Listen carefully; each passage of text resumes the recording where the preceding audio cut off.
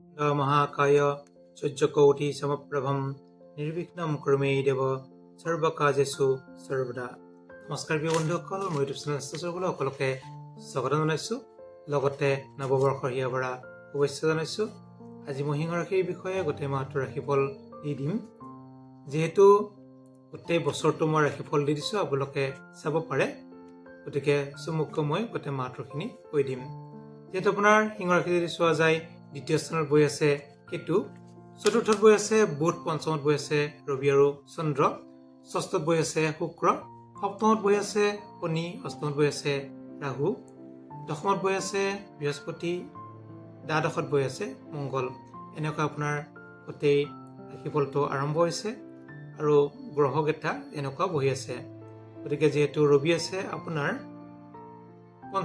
পঞ্চমত যদি ৰবি বহি থাকে, তেতিয়া আপোনাৰ ল'ৰা ছোৱালীৰ কাৰণে অতি শুভ।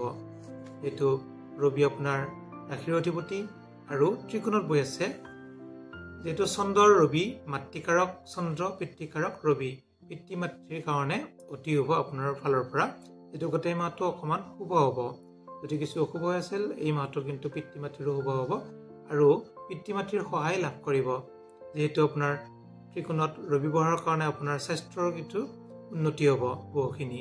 স্বাস্থ্যত কিছু যিসকলৰ বেমাৰ আজাৰ হৈছিলে, মানসিক অশান্তি হৈছিলে, তেওঁলোকৰ কাৰণে চন্দ্ৰ আৰু ৰবি অতি শুভ।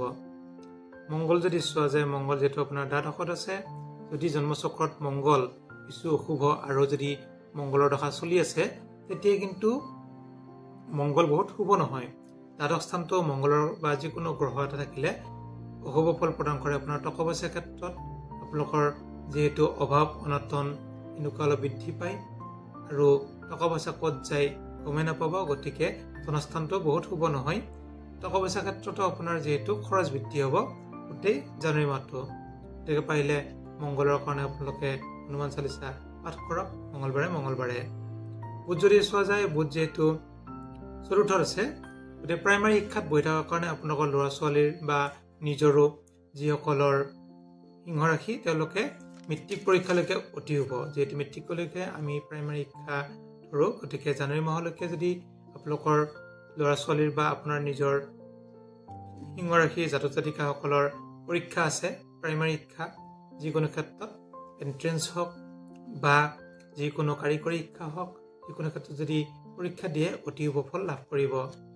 বৃহস্পতি যদি চোৱা যায়, বৃহস্পতি যিহেতু আপোনাৰ কৰ্মগৃহত বহি আছে, বৃহস্পতি এটা কথা, যদি আপোনাৰ জন্মচক্ৰত বৃহস্পতি কৰ্মঘৰত বহে অতি শুভ। কৰ্মপ্ৰাপ্তি হয়, কৰ্মত উন্নতি হয়, কৰ্মত বহুখিনি প্ৰমোচন পায়। কিন্তু যদি জন্মচক্ৰত নবহি বছৰৰ ফলত বহে, মানে বৰ্তমান চক্ৰত বহে, বহুত শুভ ফল প্ৰদান নকৰে। গতিকে আপোনাৰ যোৱা বছৰ এপ্ৰিলৰ পৰাই কৰ্মত বহুত শুভ নহয়। কৰ্মত মানে মনোমালিন্য, কৰ্মত কিছু ইচ্ছা নোযোৱা, আপোনালোকৰ কৰ্মত যিহেতু খেলি মেলি বা কৰ্মত মন নবহা, এনেকুৱা কিছু অশুভ ফল প্ৰদান কৰে। যিহেতু বৃহস্পতি কৰ্মত বহি আছে, কৰ্মক্ষেত্ৰত যদি আপোনাৰ অসুবিধা তেনেকুৱা পাই আছে, বৃহস্পতিৰ কাৰণে আপোনালোকে প্ৰতিকাৰ কৰক, গোটেই মাহটো শুভ হ'ব। বৃহস্পতি যিহেতু এপ্ৰিল মাহলৈকে আপোনাৰ কৰ্মস্থানতে থাকিব। যদি শুক্ৰ যদি চোৱা যায়, শুক্ৰ যিহেতু আপোনাৰ ষষ্ঠত বহি আছে, গতিকে শুক্ৰ ষষ্ঠত বহাৰ কাৰণে যিহেতু শনি গৃহত আছে, শনি আৰু শুক্ৰ মিত্ৰ, সেইকাৰণে স্বাস্থ্যত কিছু শুভ ফল প্ৰাপ্তি হ'ব। আপোনালোকৰ পঢ়া শুনা দুখ পোৱা এইবিলাক যদি মানে কিবা ৰিষ্ট আছে, তেতিয়া শুক্ৰৰ কাৰণে অতি শুভ ফল লাভ কৰিব। গতিকে শুক্ৰৰ কাৰণে আপুনি যিসকলে চায়েন্স পঢ়ি আছে বা কিবা কোম্পানী খুলিম বুলি ভাবিছে বা কিছু আগবাঢ়িব ইচ্ছা কৰে, আপোনালোকে আগবাঢ়িব পাৰে, ভাল ফল লাভ কৰিব শুক্ৰৰ কাৰণে। শনি যদি চোৱা যায়, শনি যিহেতু আপোনাৰ সপ্তমত শনি বহি আছে, সপ্তম শনি যিহেতু খোৰা মানে আচলতে ঘূৰি খোৰা নহয়, কামবিলাকত বাধা দিয়ে। যদিও নিজৰ ঘৰত বহি আছে, কিছু ক্ষেত্ৰত আপোনাৰ বাধা বিঘিনিবিলাক দেখা যায়। যিহেতু শনি জুন মাহলৈকে থাকিব, তথাপিও গোটেই মাহটো বহুত শুভ নহয়। কিন্তু এটা কথা চাব লাগিব, শনি আপোনাৰ নিজৰ কাৰণে অশুভ, কিন্তু আপোনাৰ পতি পত্নীৰ কাৰণে অতি শুভ। যিহেতু সপ্তমত পতি পত্নীৰ স্থান যদি অশুভ হ'লে, কিন্তু বৰ্তমান নিজৰ ঘৰত বহি আছে শনি। নিজৰ ঘৰত বহাৰ কাৰণে শনিয়ে কিন্তু পতি পত্নীৰ ক্ষেত্ৰত ভাল ফল প্ৰদান কৰিব আৰু পতি পত্নী কিন্তু কৰ্মযোগ। গতিকে জানুৱাৰী মাহত যদি ইণ্টাৰভিউ আহে বা যিকোনো ক্ষেত্ৰত পৰীক্ষা দিয়ে, আপোনাৰ পতি পত্নী কিন্তু ভাল ফল লাভ কৰিব, অতি শুভ। যিকোনো কম্বিনেশ্যন কৰিলেও আপোনালোকে পতি পত্নীৰ শুভ হ'ব। ৰাহু যদি চোৱা যায়, ৰাহু যিহেতু বৃহস্পতি গৃহত বহি আছে আৰু যিহেতু ৰাহু মৃত্যুস্থান, গতিকে মৃত্যুস্থানত ৰাহু বহাৰ কাৰণে আপোনালোকৰ কিছু ক্ষতি হোৱা যোগ দেখা যায়।